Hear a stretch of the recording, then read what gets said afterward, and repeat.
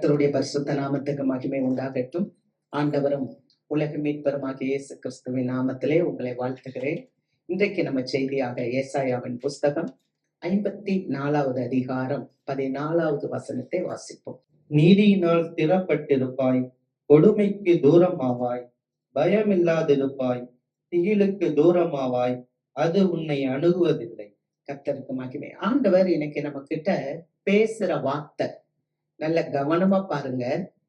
நீதியினால் ஸ்திரப்பட்டிருப்பாய். இதுதான் ஃபர்ஸ்ட் ஆண்டவர் நம்ம கிட்ட கொடுக்கிற வார்த்தை. நீதியினால் ஸ்திரப்பட்டிருப்பாய். நம்ம நீதினால ஸ்திரப்படும் போது நமக்கு என்ன இருக்காதான்?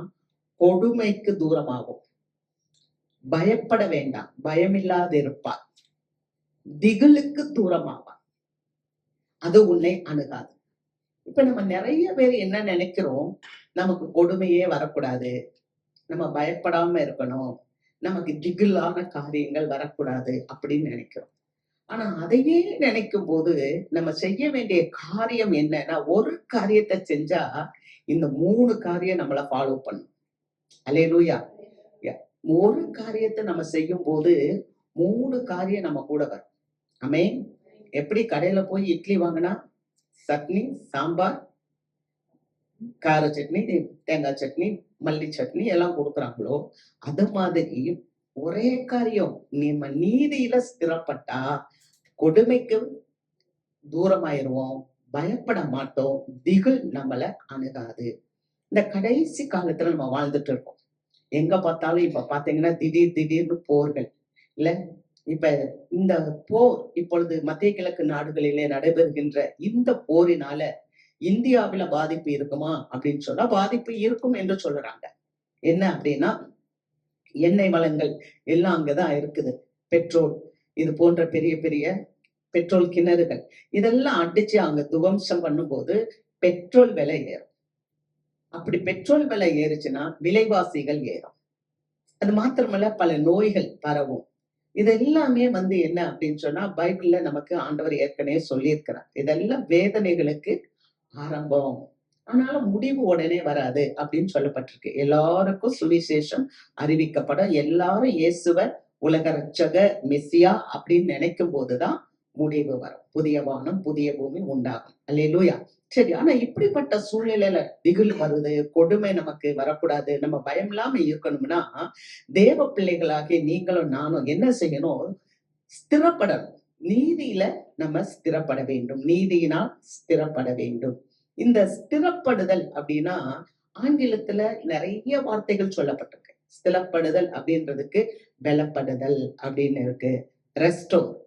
நம்ம இந்த பவர் பேண்டுன்னு வாங்க, கரண்ட் இல்லாத நேரம் அதுல என்ன பண்ணிக்கிடுவோம்? சார்ஜ் பண்ணி வச்சுக்கிடுவீங்க எலக்ட்ரிசிட்டி. அதுக்கப்புறம் நம்ம யூஸ் பண்ணுவோம். அது மாதிரி தங்க வச்சுக்கிறது அப்படின்னு சொல்லலாம். ஸ்ட்ரென்த்ன்ற போது ஸ்ட்ராங், ரொம்ப வலிமையாக இருக்கிறது அப்படின்னு சொல்லலாம். இப்படி பல காரியங்கள் இருக்கு. ஆனா இந்த இடத்துல நீதியினால் ஸ்திரப்படுவாய் அப்படின்னா இந்த இடத்துல என்னன்னு சொல்லியிருக்குன்னா, நேர்மையினால் நிலைநாட்டப்படுவாய். நம்ம எப்படி இருக்கணுமா? நம்ம நேர்மையில நிக்கணுமா, நிலைநாட்டப்படணுமா. அதாவது நீதியில நிலைநிறுத்தப்பட வேண்டும். அது இங்கிலீஷ்ல சொல்லியிருக்கு, in richness you will be established அப்படின்னு.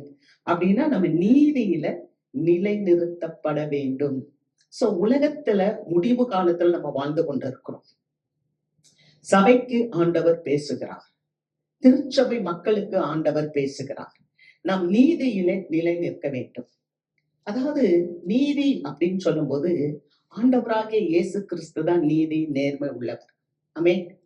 தெய்வத்துக்குத்தான் நீதியும் நேர்மையும் எதிர்பார்க்க முடியும். அல்லேலூயா. ஒரு விஷயம் மத்தேயுவின் புஸ்தகம் 19வது அதிகாரத்துல இருக்கு, மார்க் புஸ்தகம் 10வது அதிகாரத்துல இருக்கு, லூக்கா புஸ்தகம் 18வது அதிகாரத்துல இருக்கு. இங்கெல்லாம் பாத்தீங்கன்னா ஒரு மனிதன் ஓடி வந்து ஆண்டவருக்கு முன்னால முழங்கால் படிக்கிட்டு, ஆண்டவரே நித்திய ஜீவனை பெற்றுக்கொள்ள நான் என்ன செய்ய வேண்டும்? அவருக்கு அப்படி கேட்கும் போது அவன் சொல்றான், எங்கள் நல்ல போதகரே, எங்கள் நல்ல போதகரே, நித்திய ஜீவனை பெற்றுக்கொள்ள நாங்கள் என்ன செய்ய வேண்டும்? அப்ப ஆண்டவர் சொல்றாரு, நீ என்னை நல்லவன் என்று சொல்வானே, அல்லேலூயா. லூக்கா 18வது அதிகாரம் 19வது வசனத்துல இருக்கு, நீ என்னை நல்லவன் என்று சொல்வானேன், என் பிதா ஒருவரை தவிர நல்லவர் ஒருவரும் இல்லையே. அல்லேலூயா. ஆண்டவராகிய இயேசு கிறிஸ்து தம்மை தாழ்த்துகிறார். அதாவது என்ன செய்கிறார்? அவர் நீதியிலே ஸ்திரப்பட்டு இருந்தார். ஆமென். நம்முடைய ஆண்டவர் இயேசு கிறிஸ்து நீதியிலே ஸ்திரப்பட்டு இருந்தார். அதாவது என்னன்னா, கவனிங்க, அவர் எப்படி நீதியில ஸ்திரப்பட்டார்னா, அவர்தான் தெய்வம். அந்த தெய்வம் தான் மனுஷனா இந்த உலகத்துக்கு வந்துச்சு. ஆனா அந்த தெய்வத்திட்ட ஒரு மனுஷன் வந்து நல்லவர் அப்படின்னு சொல்லும்போது, அந்த தெய்வம் பார்த்து சொல்றாரு, நான் நல்லவர்னு ஏன்பா சொல்ற? எங்க அப்பா ஒருத்தர் தான்ப்பா நல்லவர். அல்லேலூயா. ஏன் அப்படி அவர் சொல்றாருன்னு சொன்னா, அவர் 100% வந்து தெய்வமாக தேவகுமாரனாகவும் 100% வந்து மனுஷகுமாரனாகவும் இந்த உலகத்துல இருந்தார். அதனால அவர் நீதியை வெளிப்படுத்தினார். அல்லேலூயா. நல்லா கவனிங்க, சபை அழைக்கப்பட்டிருக்குது. எதுக்கு அழைக்கப்பட்டிருக்குன்னா, நீதியில ஸ்திரப்படுவதற்காக சபை அழைக்கப்பட்டிருக்கு. நீங்க பிலிப்பியர் புஸ்தகம் 2வது அதிகாரம் 8வது வசனத்தை வாசிக்கும் போது வாசிக்கலாம். பிலிப்பியர் 2:8. அவர் மனுஷ ரூபமாய் காணப்பட்டு மரண பரியந்தம், அதாவது சிலுவையின் மரண பரியந்தமும் கீழ்ப்படிந்தவர் ஆகி தம்மை தாமே தாழ்த்தினார். பாத்தீங்களா? அவர் மனுஷ ரூபமாய் காணப்பட்டு மரண பரியந்தம், அதாவது இயேசுவாமியே சிலுவையில வச்சு அடிக்கிறாங்க. அது வரைக்கும் அவர் எப்படி இருந்தாருன்னா, தம்மை தாமே தாழ்த்தினார். அப்ப தம்மை தாமே தாழ்த்தினார்னு சொன்னா, ஆண்டவர் நித்தியத்துல பிதாவோட இருக்கும்போது பெருமை உள்ளவரா இருந்தாரா? இல்ல. அல்லேலூயா. அப்பவும் அவர் தம்மை தாழ்த்தி தான் இருந்தார். ஆமென். அதனாலதான் அப்பா கேட்டாங்க, நீ பூமிக்கு போப்பா, உன்னை வந்து மரணத்துக்கு ஒப்பு கொடுப்பாங்க. நீ மரணத்துல ஒப்பு கொடுக்கும் போது உன்னுடைய மரணத்தின் நிமித்தமாக மனுக்குலம் மீட்கப்படும் சொல்லும் போது, அவர் பிதாவுக்கு கீழ்ப்படிந்துதான் இந்த பூமிக்கு மனிதனாக வந்தார். அல்லேலூயா. அப்ப அவர் பூமியில வந்து ஏன் தாழ்த்தினார் அப்படின்னா, அவர் பிதாவோடு இருக்கும்போது பெருமையானவரா இல்ல, அவர் தாழ்மை உள்ளவர் தான் இருந்தார். ஆனா அந்த பூமியில வந்து அவர் தாழ்த்தும் போதுதான் அவர் நீதியில் ஸ்திரப்பட்டவர் என்பதை வெளிப்படுத்தினார். அல்லேலூயா. அல்லேலூயா. ஆண்டவர் அதை ப்ரூவ் பண்ணினார். தாழ்மை உடையவராக இருக்கிறத மனுக்குலத்திற்கு முன்பாக ப்ரூவ் பண்ணினார். அல்லேலூயா. அதே மாதிரி தான் பாருங்க, அவர் பட்ட பாடுகளினாலே கீழ்ப்படிதலை கற்றுக்கொண்டு அப்படின்னு பாக்குறோம் எபிரேயர்ல. அப்ப அவர் பட்ட பாடுகளினால கீழ்ப்படிதலை கற்றுக்கொண்டுனா, அப்ப அதுக்கு முதல்ல பிதாவோட இருக்கும்போது அவர் கீழ்ப்படிதல் இல்லாம இருந்தாரா? கீழ்ப்படிந்திருந்தார். அல்லேலூயா.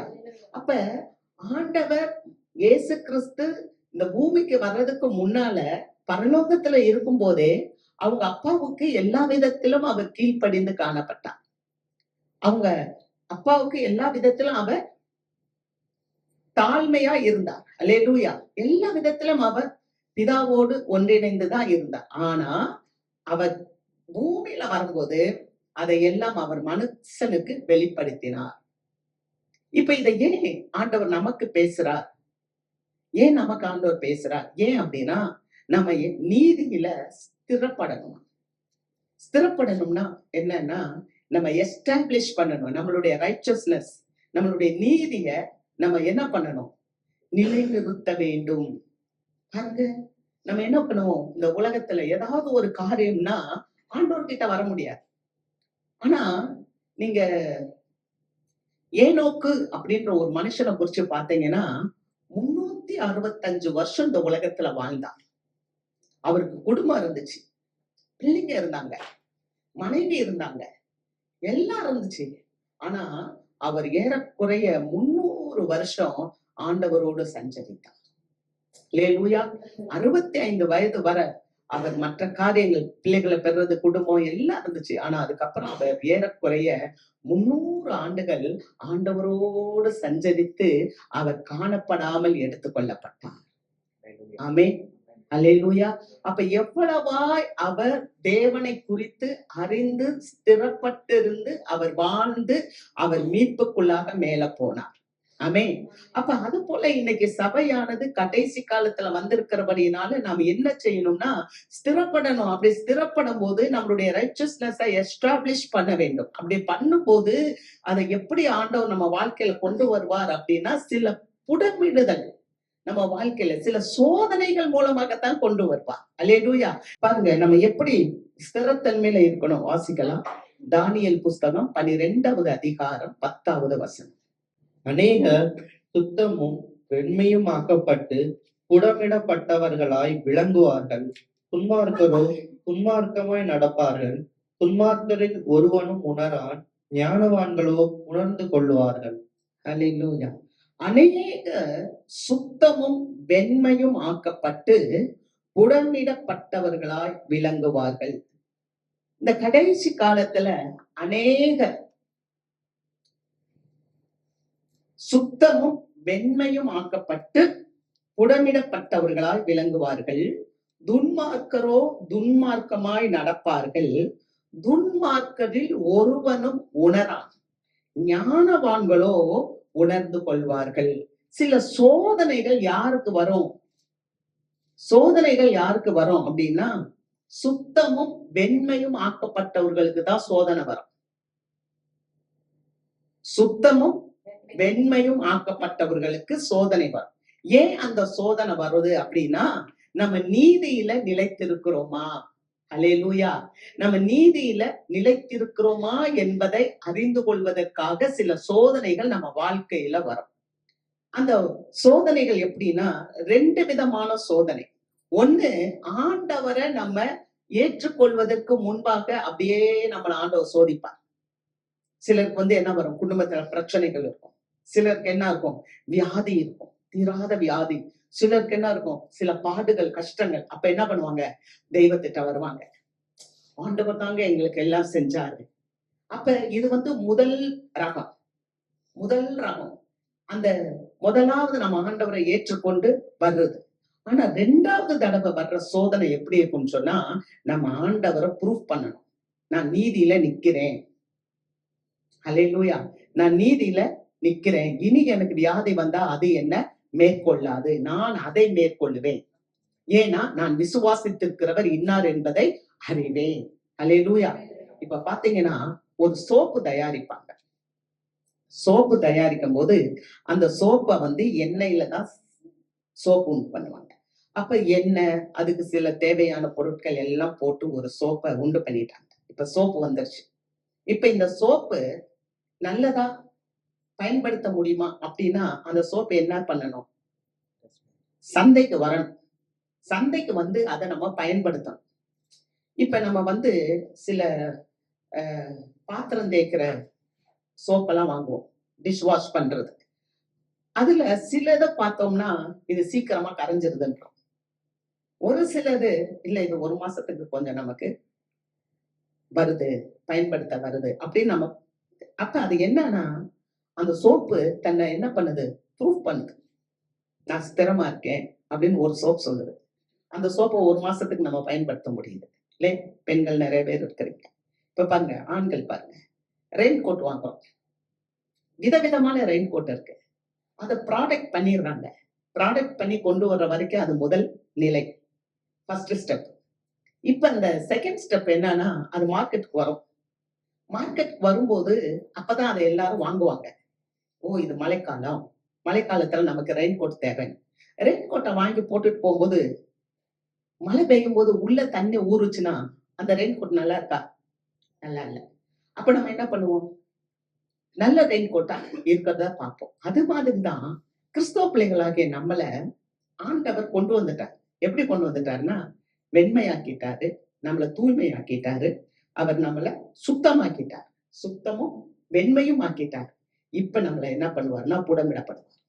அப்படிதான் வசனம் இருக்கு. வசனத்தை பாருங்க. தானியேல் 12:10. அநேக சுத்தமும் வெண்மையும் ஆக்கப்பட்டு புடமிடப்படுவார்கள். அப்படிதான் இருக்கு. அநேக புடமிடப்பட்டு வெண்மையும் சுத்தமும் ஆக்கப்படுவாங்கன்னு இருக்கா? அநேக புடமிடப்பட்டு சுத்தமாகவும் வெண்மையும் ஆக்குவாங்கன்னு இருக்கா? இல்ல. அநேக சுத்தமும் வெண்மையும் ஆக்கப்பட்டு புடமிடப்படுவார்கள். அப்ப தேவ பிள்ளைகளுக்கு என்ன இருக்கும்? சோதனை வரும். அப்படிப்பட்ட சோதனையில, அப்படிப்பட்ட ஒரு புடமிடுதல்ல கர்த்தரை நம்ம என் கூட இருக்கிறாருன்றத ப்ரூவ் பண்ணணும். அல்லேலூயா. அப்படி ப்ரூவ் பண்ணலன்னா ஆண்டவர் சொல்றாரு, ஒண்ணே அனலாயிரு, இல்லாட்டினா குளிராயிரு. நீ வெதுவெதுப்பா இருந்தா வாந்தி பண்ணி போடுவோம். இப்ப பாருங்க, அந்த ரெயின் கோட்டை விலை கொடுத்து வாங்க, அது உள்ளுக்குள்ள தண்ணி வந்துச்சுன்னா அதை பயன்படுத்த முடியுமா? அப்ப அதை என்ன பண்ணிடுவோம்? தூக்கி வீசிடுவோம். அது மாதிரிதான் நம்ம வாழ்க்கையில ஆண்டவர் சொல்றாரு, நீ நீதியில ஸ்திரத்தன்மையா இருந்தாலே போதும், கொடுமைக்கு நீ தூரமாவாய், நீ பயமில்லாத இருப்பாய், திகில் உன்னை அணுகாது. அல்லேலூயா. அப்ப நம்ம ஆண்டவர் கிட்ட வரும்போது ஸ்திரப்படணும். கொஞ்ச நாள் வந்து ஆண்டவருடைய வார்த்தையை கேட்டுட்டு அதுக்கப்புறம் நம்ம ஆண்டவருடைய வார்த்தையில ஸ்திரப்படாம இருந்தா, வேதத்தை வாசிக்காம தியானிக்காம இருந்தா, ஒரு பிசாசு போயிட்டு 7 பிசாசு உள்ள வந்து உட்கார்ந்துருவான். அதுக்கப்புறம் அவனுடைய வாழ்க்கை எப்படி இருக்கும்னா, முந்தின காரியத்தை விட பிந்தின நிலை ரொம்ப மோசமாயிரும். அல்லேலூயா. அப்ப ஆண்டவர் இன்னைக்கு நமக்கு என்ன செய்யறாரு அப்படின்னா, ஆலோசனையா நமக்கு நிறைய காரியத்தை சொல்லுறார், நம்மள உயிர்ப்பிக்கிறார். அவருடைய வார்த்தையினாலே நம்மள உயிர்ப்பிக்கிறார். அவருடைய வார்த்தையினால நம்மளை இப்ப என்ன படுத்துறாரு? ஸ்திரப்படுத்துறார், நம்மள நிலை நிற்க பண்ணுகிறார். ஆமென். பாருங்க, வாட்டர் ப்ரூஃப் நான் சொன்னேன், சோப்பை பத்தி சொன்னேன், இன்னும் கூட நிறைய இருக்கு. Fire proof. பவுல் சொல்றாரு கொரிந்தியர் புஸ்தகத்துல, போடப்பட்ட அஸ்திபாரமாகிய இயேசு கிறிஸ்துவை அல்லாமல் வேற ஒன்றையே நான் போடல. சிலர் அதுல என்ன வச்சு கட்டுறாங்க? மரத்தை வச்சு கட்டுறாங்க. சிலர் அதுல என்ன வச்சு கட்டுறாங்க? வைக்கோலை வச்சு கட்டுறாங்க. அல்லேலூயா. நீங்க பாத்தீங்கன்னா நிறைய கூட்டம் வரும், நிறைய கூட்டம் வரும். ஏசாமி போயிட்டு இருந்தாரு ஒரு வழியில, போகும்போது ஏராளமான கூட்டம் ஏசாமி கிட்ட வந்தாங்க, அப்படி நெருக்கிட்டு வந்தாங்க. ஆனா நீங்க நினைக்கிறீங்களா இயேசுவை உண்மையா பார்க்கணும்னு வந்தாங்களா? இயேசுவ எவ்வளவு பேர் வந்து கூட்டம், எவ்வளவு பேர் ஆண்டவரை நெருக்கிட்டு வந்தாங்க. இன்னைக்கு சபைகள்ல கூட்டம் வலியுது, திருச்சபைகள்ல கூட்டம் வலியுது. ஆனா எவ்வளவு பேரு ஸ்திரப்பட்டு இருக்காங்க. ஏசாமியை நெருக்கிட்டு இருக்கும்போது ஒரு அம்மா வந்தாங்க. அந்த அம்மா 12 வருஷம் உதிரப்போக்கு, 12 வருஷம் உயிர் போய்கிட்டே இருக்கு, உதிரப்போக்கு, மாதவிடாய் போய்கிட்டே இருக்கு, நிக்கல. ஆனா அந்த அம்மா வந்தாங்க, ஆண்டவரை தொட்டாங்க, தேவனுடைய தொடுதலை உணர்ந்தாங்க. அல்லேலூயா. அருமையான தேவ மக்களே, நம்ம நீதியில ஸ்திரப்படணும்னா நம்ம தேவனை தொடும்போதுதான் அவருடைய தொடுதலை உணர முடியும். அல்லேலூயா. நம்ம தேவனை தொடும்போதுதான் ஆண்டவருடைய தொடுதல், ஆண்டவருடைய சுகத்தை நம்முடைய வாழ்க்கையில நாம அனுபவிக்க முடியும். அல்லேலூயா. இயேசு எப்படிப்பட்டவரோ நான் பார்க்கணும்னு சொல்லி ஒரு ஆயக்காரன் குள்ளமா இருந்தாலும் அவன் மரத்து மேல ஏறி நின்றான். அப்ப அவனுக்குதான் ரட்சிப்பு கிடைத்தது. ஒருவேளை கூட்டமா வந்துடுறதுனால அல்ல, நான் ஆலயத்துக்கு வந்துட்டேன், நான் தேவ சமூகத்துக்கு போயிட்டு இல்ல. நம்ம ஆண்டவர்கிட்ட வரும்போது அவருடைய சொற்படி நம்ம கீழ்ப்படிந்து செயல்படும் போது நம்முடைய தேவன் நம்முடைய வாழ்க்கையில பெரிய காரியங்களை செய்கிறார். நம்ம அதை ப்ரூவ் பண்ண வேண்டும். ஆமென். அதைத்தான் அங்க பாக்குறோம். நம்ம அது யார் அறிந்து கொள்வார்கள்? எவ்வளவு தரவத்தாக நம்ம சொன்னாலும் துன்மார்க்கர்கள் கேட்க மாட்டாங்களா? ஆனா ஞானவான்களோ அதை உணர்ந்து கொள்வார்கள். அல்லேலூயா. கர்த்தருக்கு மகிமை. தேவனுடைய பிள்ளைங்க எப்படி இருக்கணும்னா ஞானவான்களாக இருக்க வேண்டும். ஆமென். அதனாலதான் நம்ம எப்படி இருக்கணும்னா ஞானம் உள்ள பிள்ளைகளோடய நம்ம சேரணும். இந்த உலகத்துல இருக்கிற மக்களோட நம்ம திரும்ப போயிருவோம். ஞாயிற்றுக்கிழமை ஆண்டவர்கிட்ட வந்துருவோம். அடுத்து திங்கட்கிழமையில இருந்து நம்ம உலக மக்களோட போகும்போது நம்ம என்ன ஆயிடுவோம்? நம்மளுடைய சார்ஜ் குறைஞ்சிடும். அதனால நம்ம குறையாம இருக்கணும்னா எப்போதும் நீதியில ஸ்திரப்பட்டு கொண்டே இருக்க வேண்டும். நம்ம பார்த்தோம் இன்னைக்கு ஆண்டவர் ப்ரூவ் பண்ணார், ஆண்டவர் ஸ்திரப்பட்டு இருந்தார். அல்லேலூயா. இயேசு கிறிஸ்து நமக்கு முன்னோடி, இயேசு கிறிஸ்து நமக்கு ஒரு மூத்த சகோதரன், இயேசு கிறிஸ்து அப்படியே வாழ்ந்து போனார். அப்ப நம்ம வாழ்க்கையிலும் 2 விதமான காரியங்கள். முதல்ல என்னன்னா களிம்ப நீக்கிறது. ஆமென். களிம்ப நீக்கிறது, பியூரிஃபை. அதுக்கப்புறம் அதை என்ன பண்ணுவார்னா ஸ்பாட்லெஸ் அண்ட் ரிஃபைன்ட் அப்படின்னு சொல்லுவாங்க. ஸ்பாட்லெஸ்னா என்ன? கரை திரை ஒண்ணும் இல்லாம, ஒரு சின்ன புள்ளி கூட இல்லாம, அல்லேலூயா, பரிபூர்ணமான 916 கோல்டு. நம்ம அப்படித்தானே கேட்போம். இப்ப நகை வாங்க போனோம்னா எப்படி கேட்போம்? 22 கேரட் கேக்குறீங்களா? 20 கேரட் கேட்பீங்களா? எத்தனை கேரட் கேட்பீங்க? 916 தான் கேட்பீங்க. அப்ப சுத்த பொன்.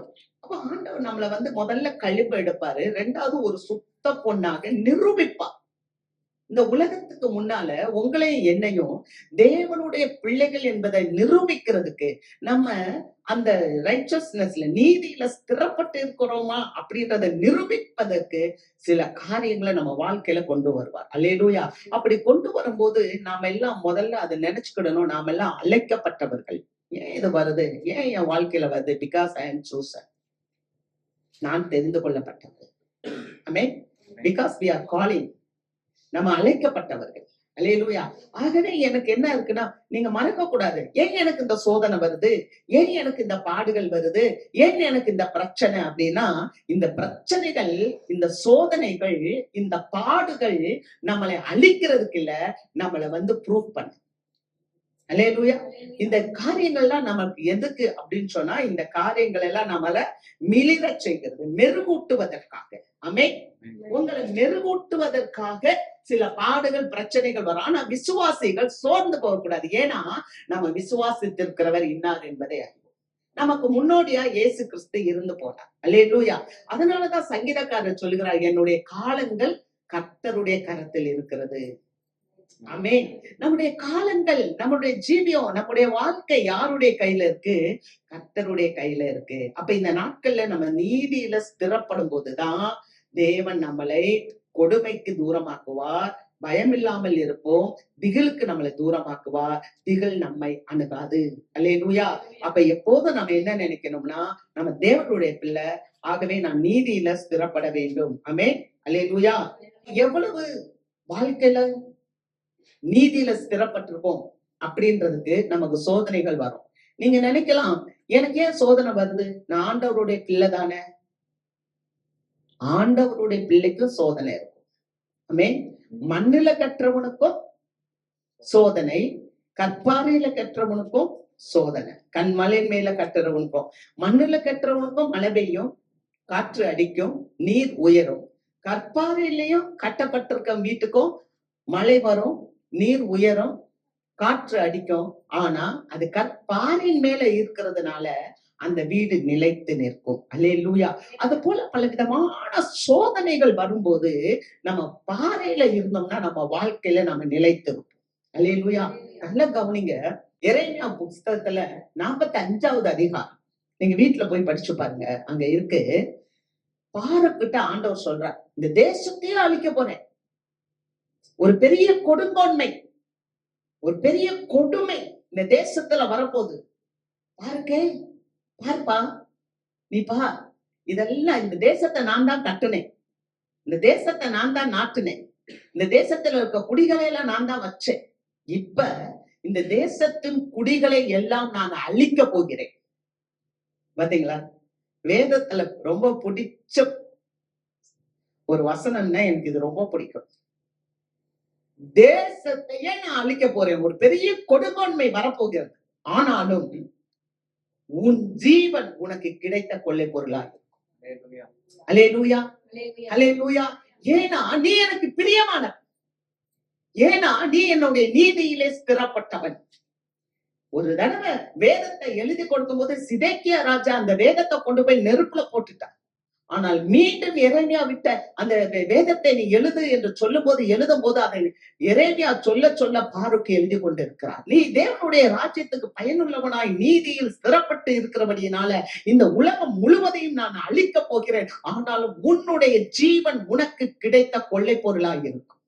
ஆகவே அவர் சொல்றாரு, அவனுக்கு ஒரு பெரிய வியாதி இருக்கலாம், ஏதோ ஒரு கஷ்டத்துல இருக்கலாம் பாருக்கு. அவர் சொல்றாரு, நீ உனக்கு மிகவும் பெரிய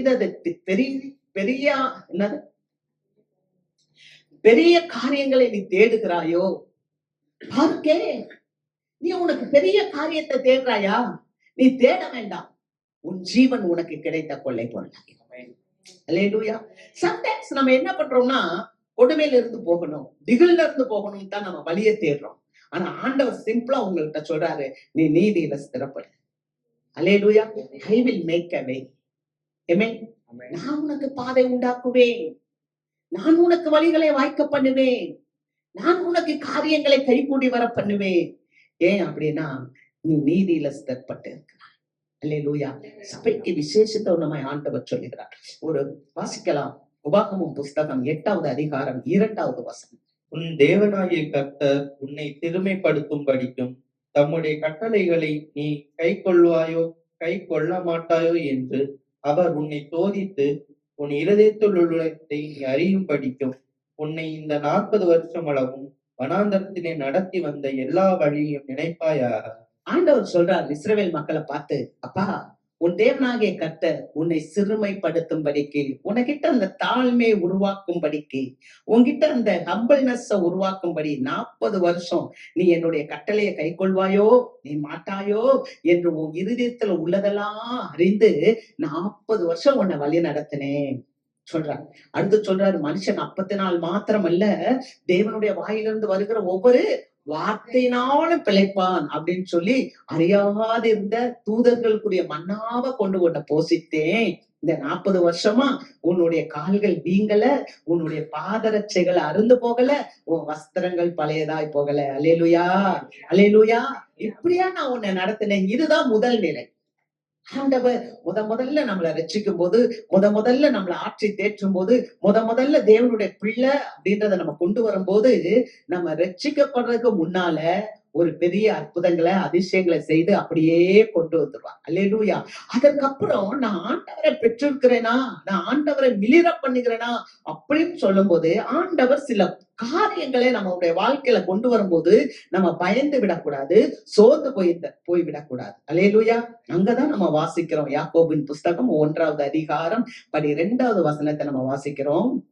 சோதனையை சகிக்கிற மனுஷன் பாக்கியவான், அவன் உத்தமன் என்று விளங்கின பின்பு கர்த்தர் தம்மிடத்தில் அன்பு கூறுகிறவர்களுக்கு வாக்குத்தத்தம் பண்ணின ஜீவ கிரீடத்தை பெறுவான். அல்லேலூயா.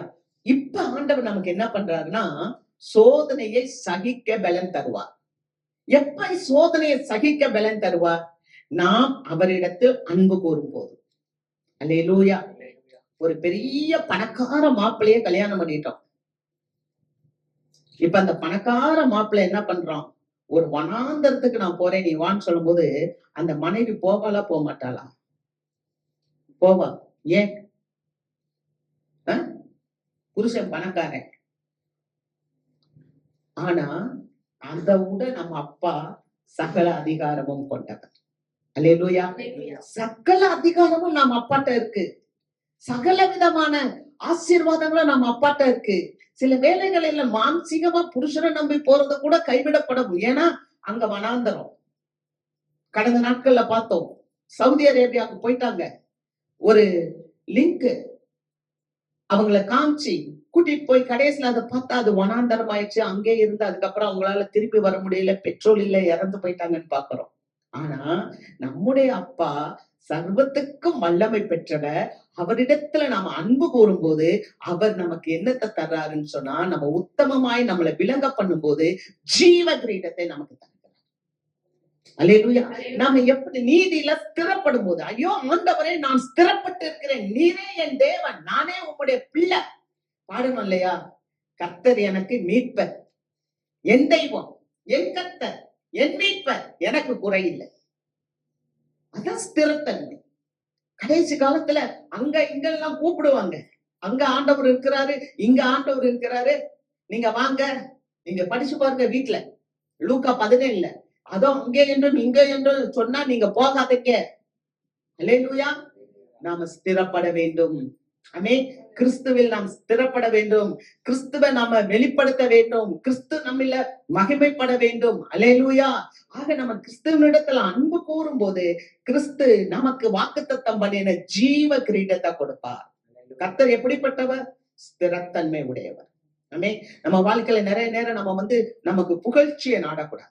நம்ம வாசிக்கிறோம் யோவான் எழுதின நற்செய்தி நூல் 5வது அதிகாரம் 41வது வசனம். நான் மனுஷரால் மகிமையை ஏற்றுக்கொள்ளுகிறதில்லை. ஆமென். நான் மனுஷரால் மகிமையை ஏற்றுக்கொள்வேன். அப்ப தேவ பிள்ளைகளாக நம்மளும் என்ன பண்ணிடக்கூடாது? மனுஷன் நம்மளை வர்ணிக்க விட்டுறக்கூடாது. ஆமென். அல்லேலூயா. ஸ்திரத்தன்மையில இருக்கணும். இயேசு எப்படி ஸ்திரத்தன்மையில இருந்தார், நானும் நீதியில ஸ்திரப்பட்டு இருப்பேன். பொம்பளை பிள்ளைங்களை ஈஸியா கவுத்தரலாம். ஆம்பளை பையன் வந்து சொல்லுவான், உன்ன மாதிரி அழகு உண்டா, நீதான் ஐஸ்வர்யா ராய்ன்னு. விழுந்துடக்கூடாது. நம்ம ஐஸ்வர்யா ராயா இருந்தா என்ன, அலங்கோல ராணியா இருந்தானா கர்த்தருக்கு பிரியமானவள். அல்லேலூயா. என் பிரியமே, என் ரூபவதியே, என் புறாவே, என் மணவாளியே, நீ எழுந்து வா, உன்னிலே குறை ஒன்றும் இல்லை, உன்னிலே பழுதொன்றும் இல்லை என்று ஆண்டவர் சபையை பார்த்து சொல்லுகிறார். அல்லேலூயா. அந்த வாலிப பிள்ளைங்க நம்ம போகும்போது மனுஷனுடைய அந்த மகிமைக்கு நம்ம என்ன பண்ணிடக்கூடாதுன்னா மயங்கி விடக்கூடாது. அதனாலதான் நம்முடைய ஆண்டவர், நான் மனுஷரால் வருகிற மகிமையை ஏற்றுக்கொள்வதில்லை. 44வது வசனம் வாசிப்போம். தேவனாலே மாத்திரம் வருகிற மகிமையை தேடாமல் ஒருவரால் ஒருவர் மகிமையை ஏற்றுக்கொள்கிற நீங்கள் எப்படி விசுவாசிப்பீர்கள்? மனுஷனால் வருகிற மகிமையை ஏற்றுக்கொண்டா தேவனை விசுவாசிக்க முடியாது. அல்லேலூயா. தேவனால் வருகிற மகிமையை நாம் ஏற்றுக்கொள்ள வேண்டும். ஏமே, சில நேரம் சில மக்கள் நம்மளை புகழ்ச்சியில புகழ்ந்துருவாங்க. அதனால்தான் வேதம் சொல்லுது, சத்துரு இடும் முத்தங்களோ வஞ்சனை. கவனமா இருக்கணும். வெளியில போறீங்க வர்றீங்க, மற்ற காரியங்கள் நம்ம என்ன பண்ணணும்னு சொன்னா ஸ்திரத்தன்மையில இருக்கணும், நீதியில் ஸ்திரப்பட்டு இருக்க வேண்டும். அல்லேலூயா. அதனாலதான் வேதம் சொல்வது, சிலுவை பற்றிய உபதேசம் கெட்டு போகிறவர்களுக்கு பைத்தியமாய் இருக்கிறது, ரட்சிக்கப்படுகிற நமக்கோ அது தேவ பலனாய் இருக்கிறது. அல்லேலூயா. 1 கொரிந்தியர் 1வது அதிகாரம் 18வது வசனத்துல அப்படி பார்க்கிறோம். அல்லேலூயா. ஆகவே சில நேரங்கள்ல சில சவால்கள், சில சோதனைகள், சில பாடுகள் பார்க்கும்போது ஐயோ எனக்கு சிலுவை, ஆனா அந்த சிலுவை ரட்சிக்கப்படுகிற உங்களுக்கும் எனக்கும் தேவ பலனாய் இருக்கிறது. நம்ம கிறிஸ்துவினுடைய ஸ்திரத்தன்மையை நம்ம வெளிப்படுத்துகிறோம். நம்மளை ஆண்டவர் மிளிரச் செய்கிறவராய் இருக்கிறார். அல்லேலூயா. 2வது காரியத்தை பார்ப்போம். தானியேல் புஸ்தகம் 2வது காரியம், தானியேல் புஸ்தகம் 12வது அதிகாரம் 11வது வசனத்தை வாசிப்போம். அன்றாட பலி நீக்கப்பட்டு பாழாக்கும் மறுவறுப்பு ஸ்தாபிக்கப்படும் காலம் முதல் 1294 செல்லும். அன்றாட பலி நீக்கப்பட்டு பாழாக்கும் அருவருப்பு ஸ்தாபிக்கும் காலம் முதல். நல்ல கவனிங்க. 2வது நம்ம ஸ்திரத்தன்மையில இருக்கணும். ஆமென். இந்த நீதியினுடைய ஸ்திரத்தன்மைய எப்ப நம்ம கிட்ட இருந்து போயிரும் அப்படின்னா, அன்றாட பலி நீக்கப்பட்டோம். இந்த காலையில ஸ்தோத்திரம் பண்றது இருக்காது, காலையில ஜெபிக்கிறது இருக்காது, காலையில வேதம் வாசிக்கிறது இருக்காது, காலையில ஆண்டவரையே பார்க்க மாட்டோம். அது எனக்கு ரொம்ப என்னன்னா, சபையார் ஒரு சிலர் அந்த மாதிரி கீழ்ப்படியாம இருப்பீங்கன்னா அது எனக்கு ரொம்ப வருத்தத்தை கொடுக்கும். நீங்க காலையில அன்றாட பலி நீக்கப்பட்டுருச்சுன்னா அருவருப்பு உள்ள உட்காந்துரும். அல்லேலூயா. இந்த இந்த வார்த்தை யூதர்களுடைய நாட்களில நடக்க போகிற சம்பவம். ஆனா ஆவிக்குரிய ரீதியில, ஆவிக்குரிய இஸ்ரவேலர்களாகிய நீங்களும் நானும் தேவனுடைய நீதியில ஸ்திரப்பட வேண்டும் என்றால், நம்ம அன்றாட பலி நம்ம இருதயத்துல, நம்முடைய வாயில, நம்ம ஸ்தோத்திரத்துல ஆண்டவருக்கு நன்றி செலுத்தி கொண்டே இருக்க வேண்டும். அல்லேலூயா. ஸ்தோத்திர பலி இடுகிறவன் கர்த்தரை மகிமைப்படுத்துகிறான். நம்ம கர்த்தரை மகிமைப்படுத்தாமல் போயிட்டோம்னா உலகத்தின் இச்சைகள், உலகத்தின் பாரங்கள், உலகத்தின் குப்பைகள் இருதயத்துக்குள்ள நம்முடைய வாழ்க்கையை கெடுத்து போடும். ஆகவேதான் பவுலடியா சொல்லுகிறார், ரோமருக்கு எழுதின நிருபம் 12வது அதிகாரம் 1வது வசனம். அப்படி இருக்க சகோதரரே, நீங்கள் உங்கள் சரீரங்களை பரிசுத்தமும் தேவனுக்கு பிரியமுமான ஜீவ பலியாக ஒப்பு கொடுக்க வேண்டும் என்று தேவனுடைய இரக்கங்களை முன்னிட்டு உங்களை வேண்டிக் கொள்ளுகிறேன். இதுவே நீங்கள் செய்யத்தக்க புத்தியுள்ள ஆராதனை. அப்படி இருக்க சகோதரரே, நீங்கள் உங்கள் சரீரங்களை பரிசுத்தமாக பாதுகாக்கணும். அல்லேலூயா.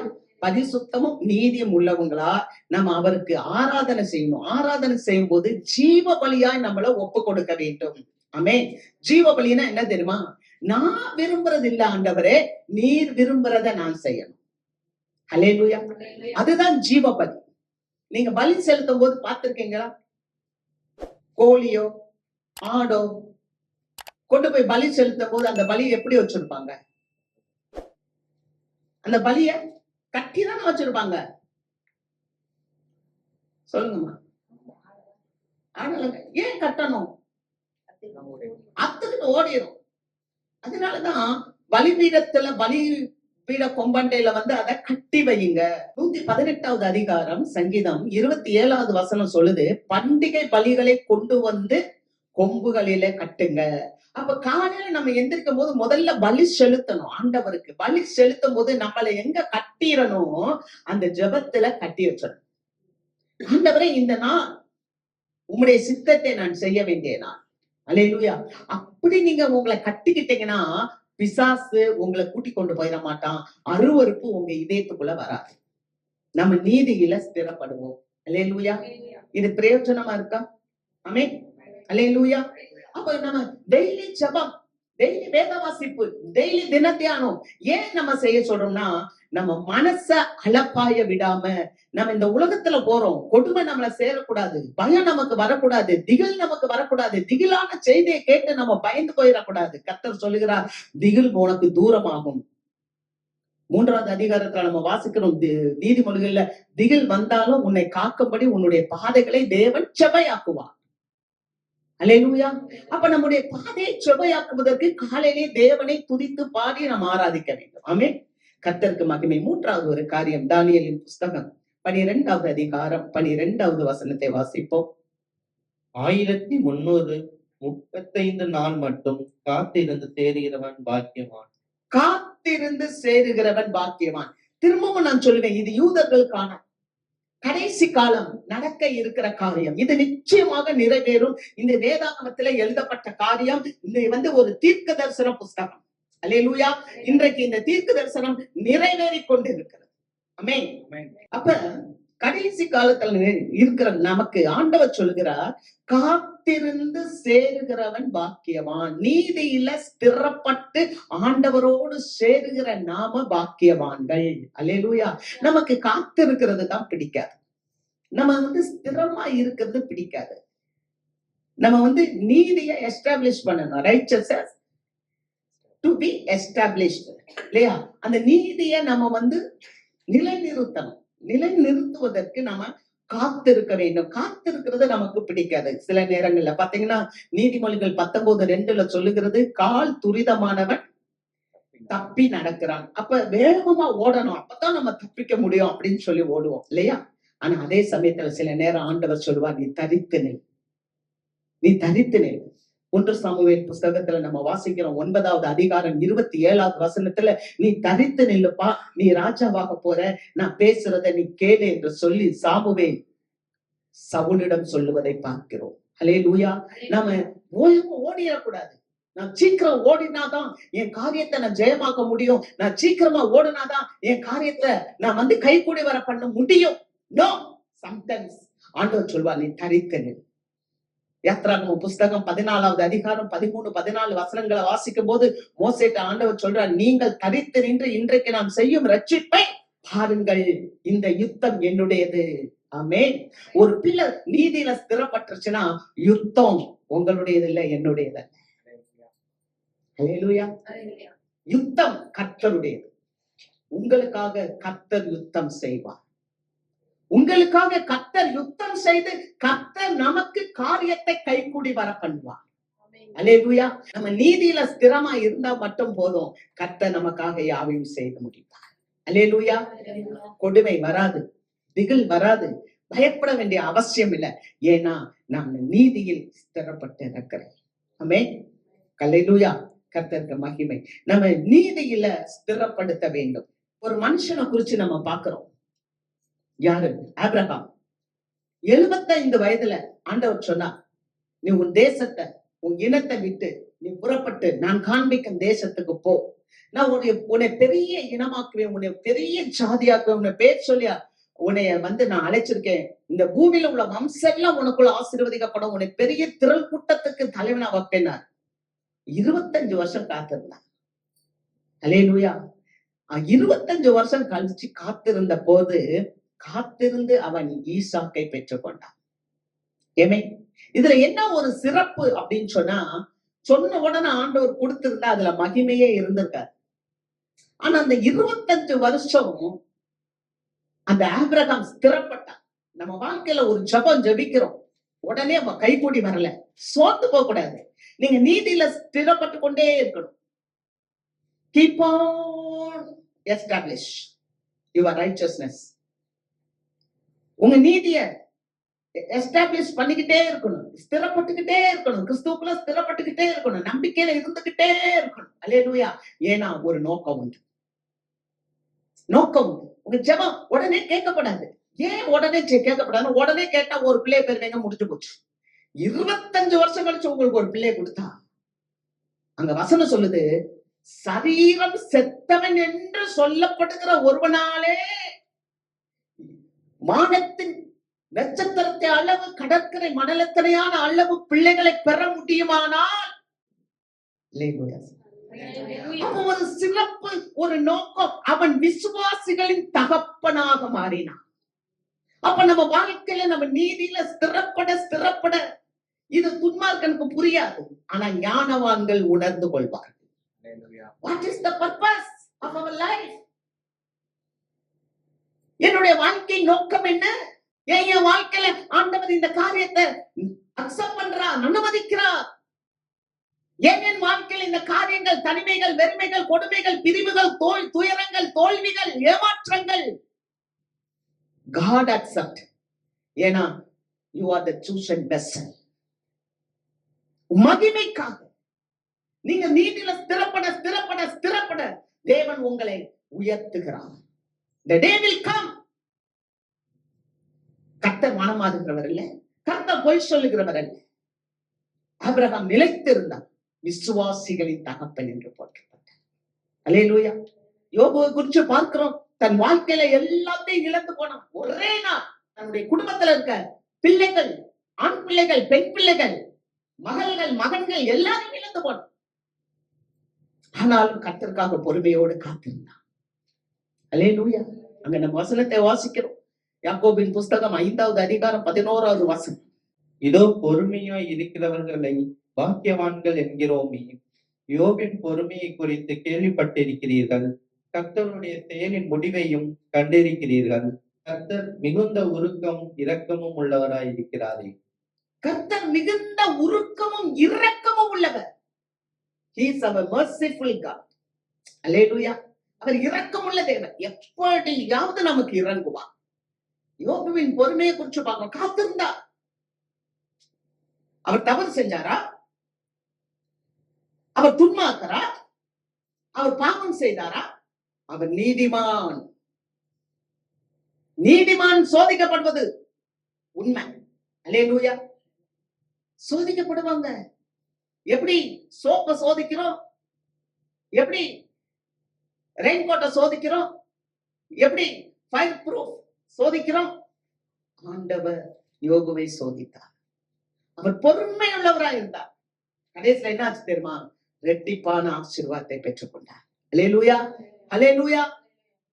சிநேகிதர்கள் வந்து சொன்னாங்க நீ சரியில்லைன்னு சொல்லி, ஆனா ஆண்டவர் சிநேகிதர்களுக்கு முன்பாக, யோபு நீ உன் சிநேகிதருக்காக ஜெபி என்று சொன்னார். ஆறுதல் சொல்ல வந்த மக்களுக்காக யோபு ஜெபிக்க வேண்டியதா இருந்தது. அல்லேலூயா. தேவன் உயர்த்தினான்.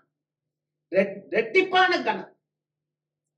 அந்த வாசிக்கும் போது அன்அக்கவுண்டபிள் அண்ட் அன்மெஷரபிள், அளக்க முடியல. ஆசீர்வாதங்களை அளக்க முடியல. அவ்வளவு தூரம் ஆசீர்வாதங்களை சுதந்தரித்தான். அல்லேலூயா. இன்னொரு காரியத்தை பார்க்கிறோம். லாசரு ஆண்டவருக்கு ரொம்ப பிரியமான ஒரு குடும்பம். லாசரு இறந்து போயிட்டார். மார்த்தாள் மரியா ரொம்ப ஃப்ரெண்ட் ஏசாமிக்கு. லாசரு ஃப்ரெண்ட். வியாதிப்பட்டிருக்கிறது தெரியுது, அவன் சுகவீனமா இருக்கான்றது தெரியுது, அவன் மரித்து போய் விட்டான் என்பதும் தெரிகிறது. ஆனால் இயேசு வரவில்லை. சம்டைம்ஸ் நீதியில ஸ்திரப்பட்டிருக்கிற நமக்கு இப்படி ஆண்டவர் சில ப்ரூஃப் பண்ண வைப்பான்.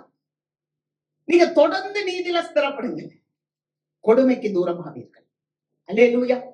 அங்க பார்த்தா செத்தே போயிட்டார் லாசரு.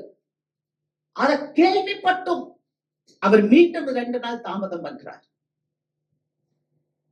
பிற்பாடு வர்றார். 4 நாள் ஆச்சு.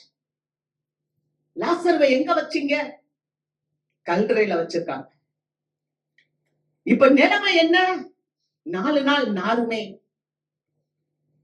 என்னம்மா சொல்றீங்க?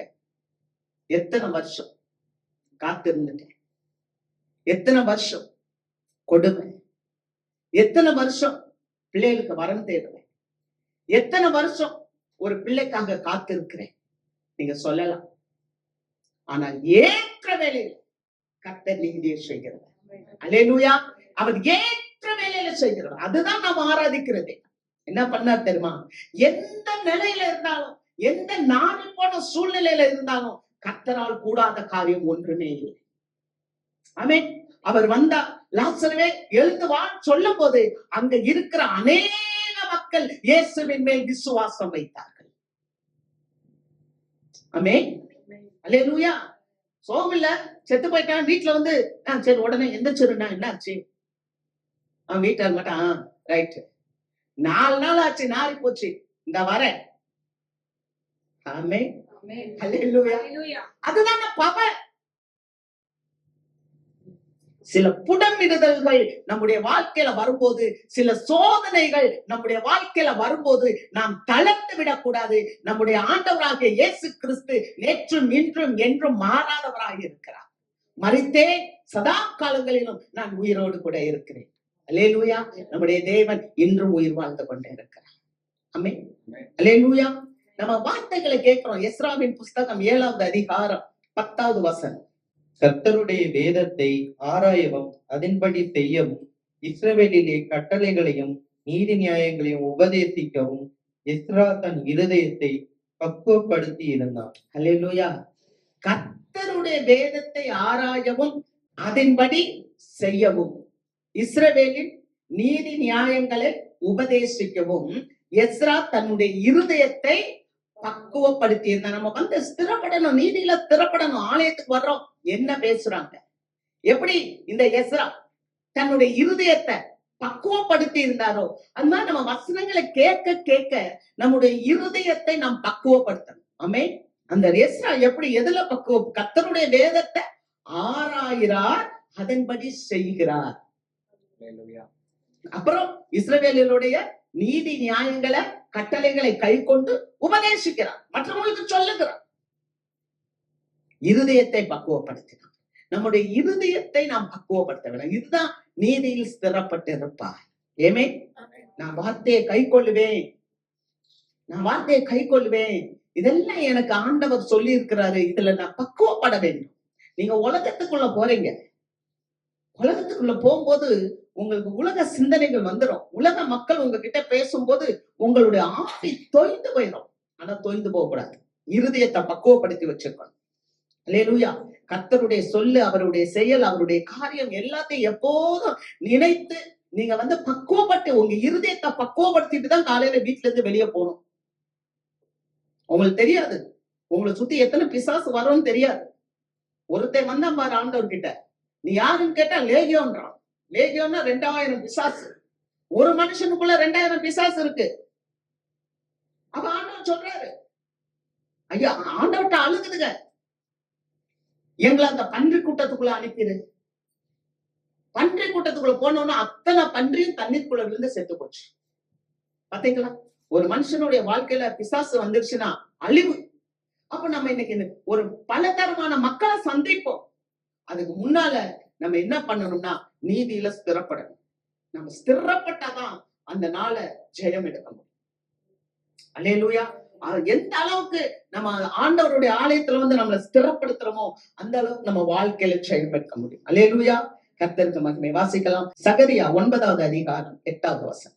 சேனையானது புறப்படும் போதும் திரும்பி வரும்போதும் என் ஆலயம் காக்கப்படும்படி அதை சுற்றிலும் பாளையம் போடுவேன்.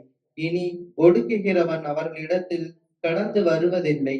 அதை என் கண்களினாலே பார்த்து கொண்டிருக்கிறேன். அல்லேலூயா. நீங்க எழுந்திருக்கும் போதும் போகும் போதும் புறப்படும் போதும் உங்களை ஆண்டவர் பார்த்து கொண்டே இருக்கிறார். அல்லேலூயா. ஆண்டவர் உங்களுக்கு ஒரு பாதுகாப்பை கொடுத்து கொண்டே இருக்கிறார். தேவனுடைய பார்வையில நீங்களும் நானும் இருக்கிறோம். ஆமென். அல்லேலூயா. அவர் சொல்றார், உன்னை சுற்றிலும் உன்னை காக்கும்படி நான் பாளையம் போடுவேன். அல்லேலூயா. நம்ம இருதயத்தை ஸ்திரப்படுத்தணும். ஆமென். பக்குவப்படுத்த வேண்டும்.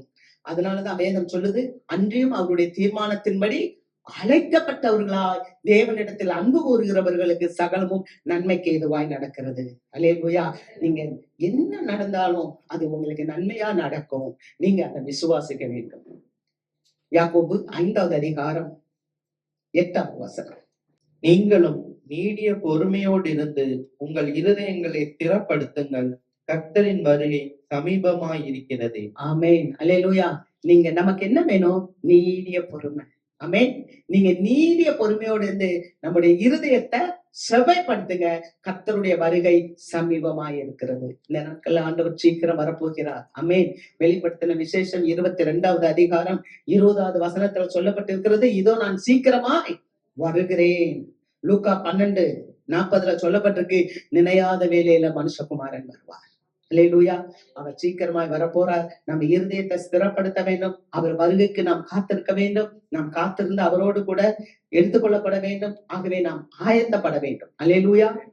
நம்ம ரொம்ப பரிசுத்தமா நீதியில ஸ்திரப்படும் போது அங்க வசனம் சொல்லுது, எபிரேயர் புஸ்தகம் 9:28 நான் வாசிக்கிறேன். கிறிஸ்துவும் அநேகருடைய பாவங்களை சுமந்து தீர்க்கும்படிக்கு ஒரே தரம் பலியிடப்பட்டு தமக்காக காத்து கொண்டிருக்கிறவர்களுக்கு இரட்சிப்பை அருளும்படி 2ஆம் தரம் பாவம் இல்லாமல் தரிசனம் ஆவார். அல்லேலூயா. அப்ப இயேசு சீக்கிரம் வரப்போறார். நமக்கு திரும்ப ஒரு இரட்சிப்பு என்ன தெரியுமா? முடிவு பரியந்தம் நிலை நிற்பவன் ரட்சிக்கப்படுவான். அப்ப இன்னொரு மீட்பு, அந்த மீட்பு தான் சபை எடுத்துக்கொள்ளப்படுதல், ரகசிய வருகை. ஆமென். அப்ப பாவம் இல்லாமல் காத்து கொண்டிருக்கிறவர்களுக்கு ஆண்டவராகிய இயேசு கிறிஸ்து 2ஆம் தரம் நமக்கு தரிசனம் ஆவார். ஆமென். அல்லேலூயா. நம்ம நீதியில ஸ்திரப்படுவோம். உலக காரியங்கள் ஒரு பக்கம், அதை நம்ம பார்த்துக்கிட்டே நின்றக்கூடாது. நம்ம உலக காரியத்தோடு கூட நம்மளை ஆயத்தப்படுத்திக் கொள்ள வேண்டும். ஏனால் மீட்பு சமீபமாய் இருக்கிறது. அல்லேலூயா. விழித்திருங்கள், அப்போது ஜாக்கிரதையா இருங்கன்னு ஆண்டவர் சொல்லுகிறார். நம்ம விழித்திருக்கணும், ஜாக்கிரதையா இருக்கணும், நீதியில ஸ்திரப்படணும். நம்ம ஸ்திரப்படும் போது இந்த தேசத்துல வருகிற கொடுமைக்கும் இந்த தேசத்துல வருகிற திகிலுக்கும் நம்ம பயப்பட மாட்டோம். திகில் நம்மை அணுகாது. ஆமென். கர்த்தர் உங்களை ஆசீர்வதிப்பார். நாம் கண்களை மூடி நாம் செபிப்போம். எழுந்திருப்போம்.